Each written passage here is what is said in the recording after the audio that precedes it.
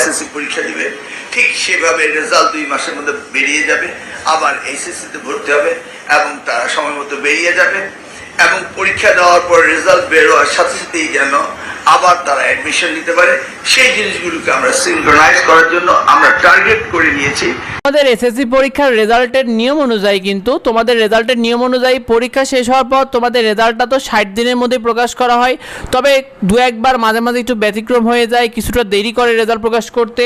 তবে শিক্ষার্থীরা তোমাদের পরীক্ষার রেজাল্ট নিয়ে যে বিষয়টা রয়েছে যে শিক্ষকদের খাতা দেখা নিয়ে অনেক নিয়ম বেঁধে দেওয়া হয়েছিল। তোমরা ইতিমধ্যে জানো যে অতিরিক্ত নাম্বার দিলে বা কম নাম্বার দিলে শিক্ষকদের বিরুদ্ধে শাস্তি দেওয়া হবে, এই বিষয়টা জানানো হয়েছে। তো এসব বেশ কিছু কারণে এসএসসি পরীক্ষার খাতা দেখানো শিক্ষকরা অনেক অবহেলা দেখা গিয়েছে, অনেক শিক্ষক দেরিতে সংগ্রহ করেছে খাতাগুলো তোমাদের। আবার বোর্ড কিন্তু বারবার নোটিশ প্রকাশ করেছে শিক্ষকদের জন্য যে দ্রুত খাতাগুলো সংগ্রহ করতে।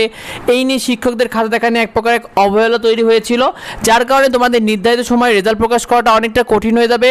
তবে বোর্ডগুলো যদি চেষ্টা করে তাহলে রেজাল্টটা নির্ধারিত সময়ে প্রকাশ হতে পারবে। তো তোমাদের মূলভাবে পরীক্ষাটা শেষ হয়েছিল 20 মেতে, আর প্র্যাকটিক্যাল পরীক্ষা 14 জুনে শেষ হচ্ছে। সে অনুযায়ী তোমাদের মূল পর্বের পরীক্ষার উপর অর্থাৎ লিখিত যে পরীক্ষা এটার উপর নির্ভর করে তোমাদের রেজাল্ট কর প্রকাশ করা হয়। সেই অনুযায়ী 20 জুলাই তোমরা সম্ভাব্য রেজাল্ট, কারণ 60 দিনের মধ্যে যেহেতু রেজাল্ট প্রকাশ করতে চেয়েছে। আর তোমাদের এসএসসি পরীক্ষার রেজাল্ট নিয়ে শিক্ষামন্ত্রী ডক্টর আনময় এহসানুল হক মিলন তিনি জানিয়েছেন যে এসএসসি পরীক্ষার্থীরা যেন সময় মতো কলেজে ভর্তি হতে পারে, এজন্য তিনি বলেছেন 2 মাসের মধ্যেই তোমাদের রেজাল্টগুলো প্রকাশ করতে চাই, যেন তোমাদের নির্ধারিত সময়ে তোমরা কলেজে ভর্তি হতে পারো। তো এই বিষয়টা নিয়ে তোমরা অনেক বেশি কনফিউশন রয়েছে যে তোমাদের রেজাল্ট কবে প্রকাশ হতে পারে। তো এই বিষয়টা বন্ধুদের মধ্যে শেয়ার করে দাও যাতে অন্যরা এই বিষয়টা জানতে পারে। পরবর্তী আপডেট পেতে অবশ্যই আমাদের সাথে যুক্ত হও। তোমাদের কার পরীক্ষা কেমন হয়েছিল অবশ্যই কমেন্টে আমাদেরকে জানিও। আর তোমাদের কলেজ ভর্তি সহ যাবতীয় আপডেট আমাদের এডুবঙ্গ ইউটিউব চ্যানেলে পেয়ে যাবে, এডুবঙ্গ ফেসবুক পেজে পেয়ে যাবে।